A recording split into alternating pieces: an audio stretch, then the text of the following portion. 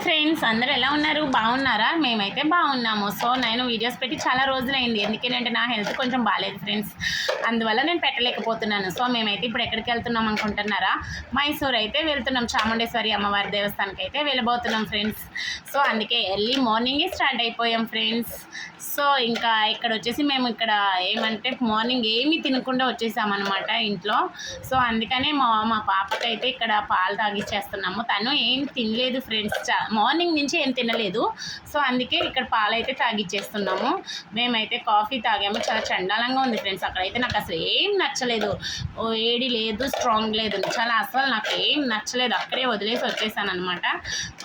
ఏమో ఫ్రెండ్స్, నాకు అసలు బాగాలేదు కాఫీ. ఇంకా మేము వెళ్ళిన రోజు అయితే అక్కడ ఇంకా సాటర్డే అనమాట, అమావాస్య వచ్చింది.